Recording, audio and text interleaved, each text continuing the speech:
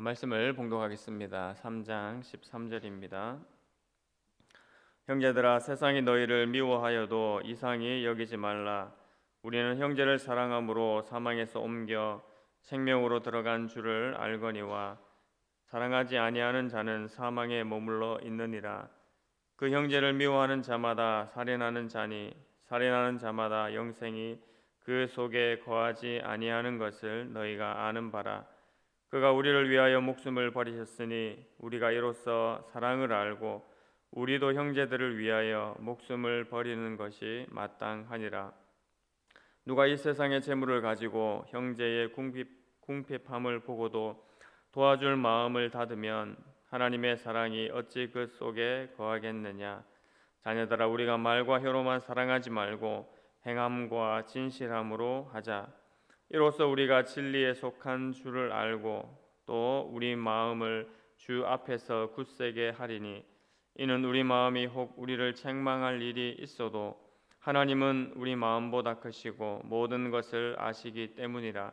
사랑하는 자들아, 만일 우리 마음이 우리를 책망할 것이 없으면 하나님 앞에서 담대함을 얻고 무엇이든지 구하는 바를 그에게서 받나니, 이는 우리가 그의 계명을 지키고 그 앞에서 기뻐하시는 것을 행함이라. 그의 계명은 이것이니 곧 그 아들 예수 그리스도의 이름을 믿고 그가 우리에게 주신 계명대로 서로 사랑할 것이니라.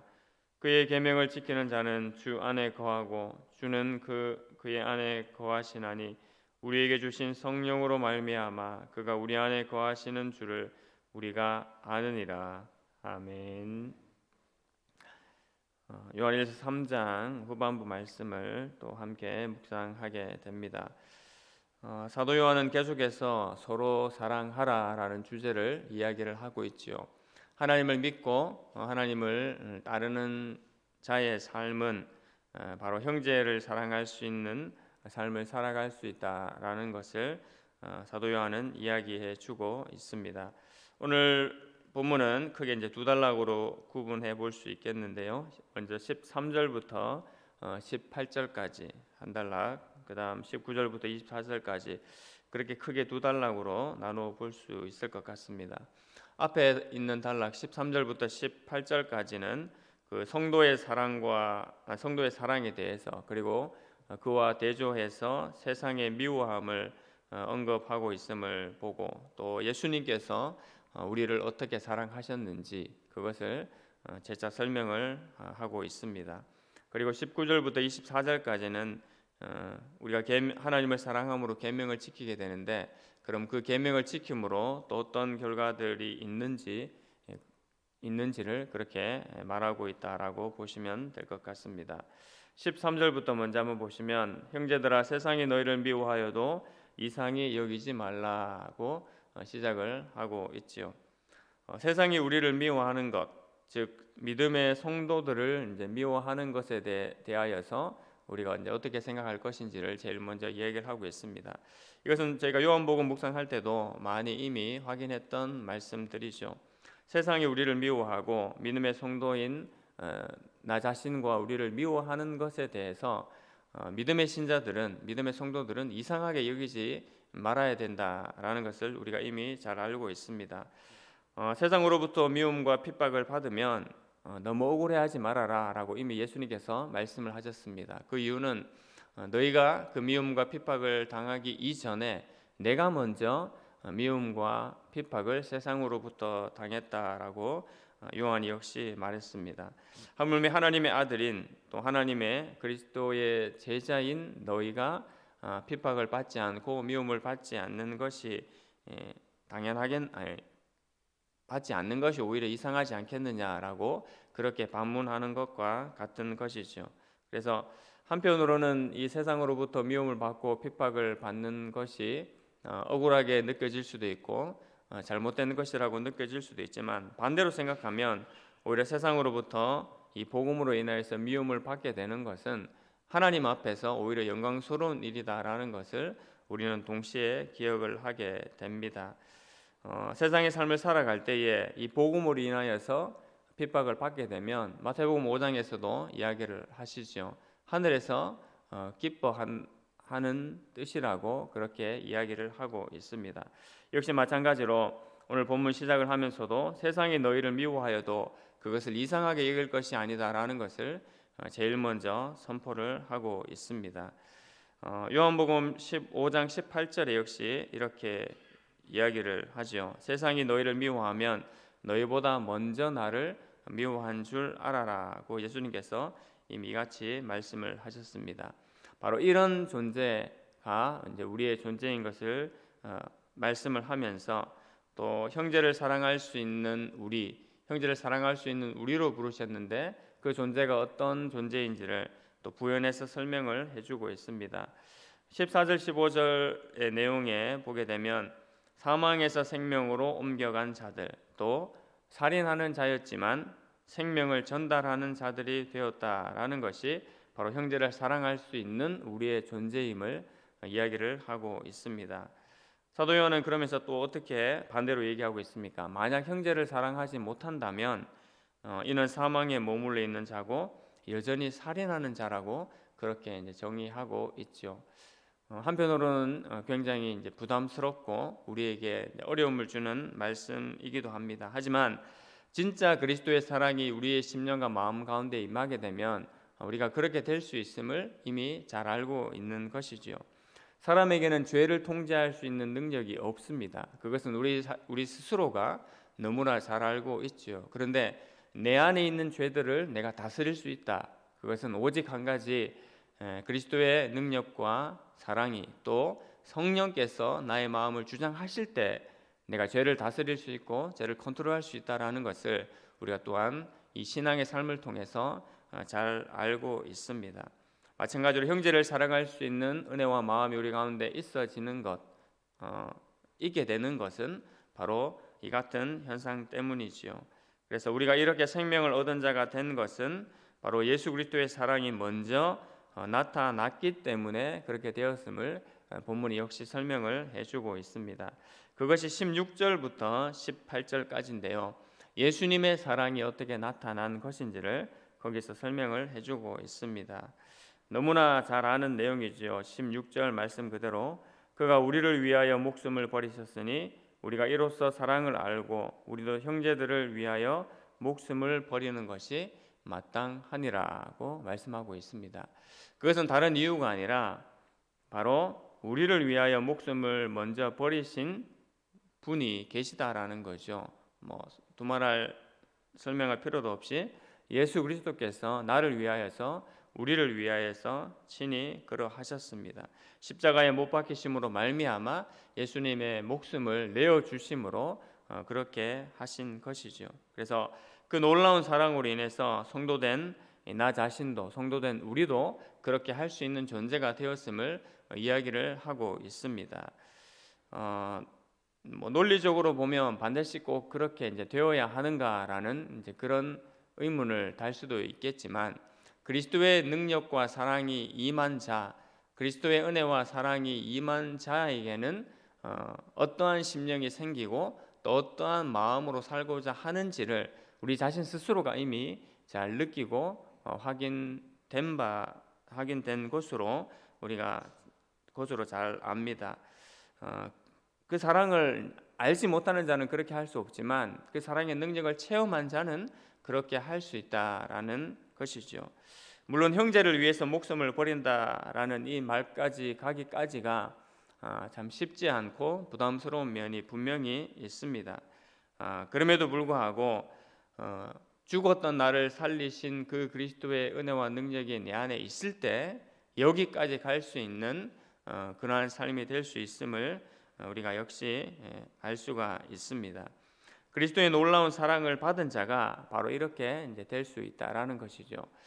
우리가 하나님과 예수님의 관계를 보더라도 삼위일체 하나님은 오직 서로 교통함과 사랑함으로 똘똘 뭉쳐 있다라고 해도 과언이 아닙니다. 그래서 인간적인 면에서 예수님께서 죄 없으신 예수님께서 십자가를 지신다라는 것은 어떻게 보면 공유롭지 않은 것이죠. 물론 우리의 죄 때문이라는 그 공의 때문에 그렇게 행하셨지만 그렇게 쉽게 받아들일 수 없는 그 일을 예수님께서 어떻게 행하실 수 있었느냐라는 그런 우리가 의문을 가졌을 때 무엇보다도 아버지 하나님과 그리스도 간에 말할 수 없는 놀라운 사랑이 그 가운데 있었기 때문에 어떠한 명령에도 순종할 수 있는 마음 역시 어떠한 일을 행할 수 있는 그 능력이 그리스도께 있었다라는 것입니다. 신이기 때문에 그렇게 행할 수 있었다라고 그러면 제한이 있다고 했죠. 하지만 예수님께서는 인간의 모습을 입고 이 땅에 오셔서 인간이 느끼게 되고 가지게 되는 모든 것을 고스란히 다 가지시고 그 하나님의 공의의 십자가를 지셨습니다. 그런데 그 안에는 먼저 우선되는 것, 어떠한 일이 있더라도 하나님의 사랑과 은혜가 이 그리스도 가운데서도 예수님에게서도 끊어지지 않는다라는 확신이 있었기 때문에 그 십자가까지 질 수 있었다라는 것이죠. 우리가 흔히 보시는 것처럼 예수님께서 세례 받으실 이유가 없었지만 세례 받으셨을 때 하늘로부터 음성이 들렸습니다. 이는 내 사랑하는 아들이요 내 기뻐하는 자다라고 그렇게 이야기를 하고 있습니다. 이것은 바로 아버지 하나님께서 이 땅에 보내신 예수 그리스도에 대해서 분명한 사랑과 분명한 그 마음을 여전히 가지고 계시다라는 것을 보여주고 있죠. 어떻게 보면 제3자인 우리 입장에서는 굳이 하나님께서 예수님에게 이렇게 메시지를 주셔야 했을까라는 생각이 들기도 합니다. 하지만 하나님의 그 대사명을 감당해야 되는 예수님의 입장에서는 어떤 것보다도 아버지 하나님의 사랑이 내 안에 있다라는 그 확신이 바로 십자가를 질 수 있는 길까지 연결될 수 있는 가장 근원적인 힘이 될 수 있었다라는 것입니다. 그런 의미에서 내 사랑하는 아들이요 내 기뻐하는 자다라는 그 메시지가 그리스도의 사역에 있어서 출발점에 있어서 얼마나 소중하고 귀한지 모르는 바로 그런 일이 되는 거죠. 사랑의 확답을 받고 모든 사역과 십자가 사역의 길로 나아갔다라고 해도 과언이 아닌 것입니다. 이처럼 사랑의 확신을 받은 것, 사랑의 능력이 내 안에 임한다라는 것이 바로 큰 능력이 되는 것이죠. 그래서 형제를 위해서 목숨을 내어준다라는 그런 어떤 윤리적인 어떤 감당해야 되는 원칙으로만 받아들이면 참 부담스러운 것이 되지만 그리스도의 은혜와 사랑이 내 안에 먼저 있게 되면 감히 그 정도까지 가게 될 수 있는 단계가 될 수 있음을 순서적으로 보면 그렇게 된다라고 생각할 수가 있습니다. 그러하면서 17절에 역시 형제의 궁핍함을 보고도 도와줄 마음을 닫으면 하나님의 사랑이 어찌 그 속에 거하겠느냐라고 계속해서 이야기를 하고 있죠. 이것은 16절의 일을 행한 사람에게는 16절과 같은 일을 행할 수 있는 사람에게는 17절은 사실 아무 문제가 없을 것입니다. 목숨을 내어줄 만한 자가 자기 형제의 궁핍함을 돕지 못한다.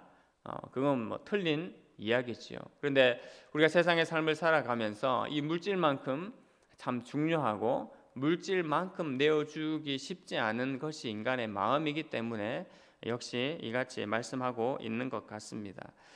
형제를 사랑하는 마음이 진정 있다라면 큰 것을 내어주지 않더라도 나의 작은 것을 떼내어 주어서라도 그 형제의 궁핍함을 감당할 마음이 생긴다라는 것입니다. 이것은 어떤 크고 많은 금액에서의 문제가 아니라 바로 형제의 그 어려운 마음을 같이 하고 내가 가진 작은 것일지라도 내어줄 수 있는 심령, 그것을 역시 말함을 볼 수가 있지요. 저희가 잘 아시다시피 반드시 부자라고 해서 남을 도와줄 수 있는 것은 아닌 것을 우리가 잘 알고 있지 않습니까? 자기의 가진 소유가 적다고 할지라도 오히려 더 큰 구제의 마음을 가지고 구제하는 사람들이 많은 것을 볼 때 우리의 심령의 문제이지 구제의 문제는 결국 돈의 많고 적음이 아님을 역시 우리가 알 수가 있습니다. 그러면서 첫 번째 단락에서 마무리되는 말씀이 무엇입니까? 자녀들아, 우리가 말과 혀로만 사랑하지 말고 행함과 진실함으로 형제를 사랑할 수 있는 삶을 살자라고 그렇게 결론을 짓고 있습니다. 연결되는 19절부터는요 두 번째 단락이라고 볼 수 있다라고 했는데 바로 계명을 지키는 그 결과로서 어떤 현상들이 나타나는지를 그렇게 말씀하고 있습니다. 이미 2장에서 계명을 지키는 결과가 무엇이냐라는 것을 우리가 살펴보았죠. 그것은 바로 간단하게 형제 사랑이라고 했습니다. 계명을 지킬 수 있는 자, 하나님을 사랑하는 자는 형제를 사랑할 수 있는 것으로 이제 드러나게 되는데, 이것을 굳이 나눠 본다라면 형제 사랑하는 것이 외적으로 드러나는 그런 현상이라면, 오늘 본문의 두 번째 단락은 계명을 지킴으로써 우리 내적에서 일어날 수 있는 그런 현상이 아닐까 생각을 해보게 됩니다. 그러면서 총 세 가지 정도로 나눠 볼 수 있을 것 같은데요. 두 절씩 이제 짝을 지어서 19절, 20절, 21절, 22절, 23절, 24절 그렇게 나눠 볼 수 있을 것 같습니다. 19절, 20절에서는 이제 계명을 지킴으로 말미암아 우리 안에 담대함을 가질 수 있음을 이야기를 하고 있습니다. 다른 말로 하면 진리 안에 있다라는 확신을 가지게 된다라는 것이죠. 19절에 이렇게 얘기합니다. 이로써 우리가 진리에 속한 줄을 알고 또 우리 마음을 주 앞에서 굳세게 하리니라고 얘기를 하죠. 형제를 사랑하는 삶을 삶으로 말미암아 또 계명을 지킴으로 말미암아 우리가 진리 속에 살아가고 있구나라는 것을 확신한다라는 것입니다. 어떤 마음보다도 이런 담대한 마음을 가지고 있는 것, 진리를 알고 진리를 행할 수 있는 마음을 가지고 살아간다라는 것은 우리 인간에게 있어서 큰 힘이 되는 것입니다. 우리가 어떤 작은 착한 일을 해도 좋은 마음을 잠깐 품었어도 우리 마음에 얼마나 이렇게 자부심이 생기고 좋은 마음이 생깁니까? 그런데 하나님께서 전하여 주신 그 진리를 행하고 있다라는 것에 대한 확신이 있을 때 우리 마음에 이 참된 기쁨이 있다라는 거죠. 인생을 살아가면서 이 작은 보람을 느껴도 우리가 참 마음이 뿌듯한데 내가 진리 안에 거하고 있구나, 진리를 행하고 있구나라는 마음이 들면은 어떤 그 에너지, 그 힘들은 이루 표현할 수가 없을 것입니다. 바로 그것을 먼저 이야기를 하고 있습니다.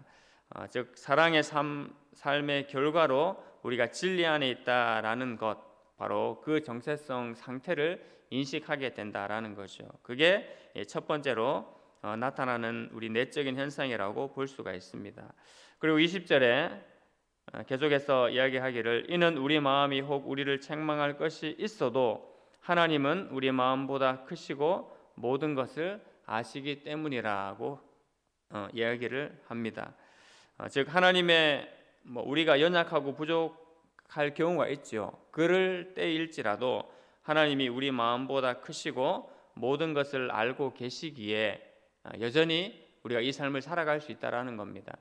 우리가 늘 아시는 것처럼 성도의 삶은 이미와 아직 사이에 살아가고 있는 존재라고 했습니다. 그래서 연약하고 부족하고 넘어질 때가 분명히 있지요. 그럼에도 진리와 사랑의 삶을 살려는 그것을 붙잡으려는 심령이 우리 가운데 있기 때문에 성령께서 또한 우리를 도우시고 굳세게 하시는 것을 우리가 알고 있습니다. 그러면서 용서와 회복의 삶이 반복되면서 살아가게 되는 것이죠. 바로 진리 안에 거하는 이 확신, 그 담대함을 가지고 살아갈 수 있다라는 것입니다. 21절과 22절은 기도 응답의 확신을 가질 수 있다라는 것입니다. 22절에 무엇이든지 구하는 바를 그에게서 받나니 이는 우리가 그의 계명을 지키고 그 앞에서 기뻐하시는 것을 행함이라고 이야기를 하고 있습니다. 그러니까 계명을 지키는 자는 결과적으로 우리 안에 기도 응답의 확신을 가지고 살아갈 수 있다라는 것이죠. 하나님의 사랑과 능력이 우리 안에 임하고 또 그것을 붙잡고 하나님 앞에 기도하기 때문에 하나님께서 어떠한 것으로 응답하시든지 우리 안에 기쁨과 확신의 마음을 가지고 살아갈 수가 있습니다. 물론 그것은 yes or 또는 이 웨이트로 그렇게 하나님께서 말씀하실 수 있지만 그것에 대하여서 연연하지 아니하고 뜻을 받아들이고 그 기도 응답에 대한 확신을 가지고 살아갈 수 있다라는 의미일 것입니다. 마지막 23절, 24절은 바로 계명을 지킴으로 우리가 서로 예수님 안에 거하게 되는 삶을 이야기를 하고 있습니다. 24절입니다. 그의 계명을 지키는 자는 주 안에 거하고 주는 그의 안에 거하시나니 우리에게 주신 성령으로 말미암아 그가 우리 안에 거하시는 줄을 우리가 아느니라. 아멘. 이렇게 얘기를 하고 있죠. 이 사도 요한의 생각은 이미 요한복음에서도 우리가 접하면서 많이 확인했던 부분들입니다. 요한복음 15장의 포도나무 비유가 바로 이와 동일한 것이지요. 예수님께서 내 안에 거하시고 내가 예수님 안에 거함으로 말미암아 참된 열매 맺는 삶을 살 것을 또한 사도 요한이 이미 이야기를 했습니다. 그래서 계명을 지킴으로써 우리가 예수님 안에 거하는 그 복을 누리게 된다라는 것, 바로 우리 내적인 그 열매가 맺히게 된다라는 것을 이야기를 하고 있습니다. 말씀을 정리하면 형제를 사랑하는 것은 다시 한번 우리가 받아들이는 대로 곧 하나님을 사랑하는 것이다라고 했습니다. 하나님 사랑, 형제 사랑은 결코 떼어서 생각할 수가 없는 부분이지요. 우리 주님 오신 성탄을 맞으면서 하나님을 사랑하는 심령과 마음이 우리 가운데 충만한 것처럼 또 형제를 향한 사랑으로 충만한 그 삶으로 나아가기를 소망합니다. 세상은 무엇에 배고파하고 무엇에 아파하는 것이 아니라 바로 사랑 없음에 아파하고 있는 이 현실을 우리가 너무나 잘 알고 있죠. 우리가 그리스도의 놀라운 사랑을 받은 자임을 다시 한번 기억하면서 성탄을 맞는 우리의 심령과 마음에 이 그리스도의 사랑을 조금이라도 나눠주고 증거할 수 있는 또 오늘 하루의 삶이 되기를 간절히 소망합니다. 기도하겠습니다. 하나님 아버지, 은혜를 감사합니다. 이 사도 요한의 이 복음을 통하여서 우리의 심령 가운데 다시 한번 우리가 무엇을 바라보며 무엇을 가질지를 기억하게 하여 주시니 감사합니다. 무엇보다도 생명의 주 예수 그리스도가 하나님 나를 위하여 오신 것을 다시 한번 기억하며 그 은혜 가운데 살아가는 저의 작은 삶이 되게 하여 주시옵소서. 또한 온 성도들의 삶이 되기를 하나님 앞에 간절히 간구합니다. 오늘 하루의 삶을 살아갈 때에 십자가의 사랑과 은혜가 충만케 하여 주시고 그것으로 말미암아 우리의 모든 삶들의 영향력들이 나타나지고 또 그 삶을 하나님 앞에 삶을 마땅히 살아갈 수 있는 우리의 삶 되게 하여 주시옵소서. 성탄을 온전히 준비하게 하시고 예수 그리스도의 오심을 두 손들어 기뻐 맞이하는 우리의 이 성탄과 연말 되게 하여 주시옵소서. 감사드리며 예수님의 이름으로 기도하옵나이다. 아멘.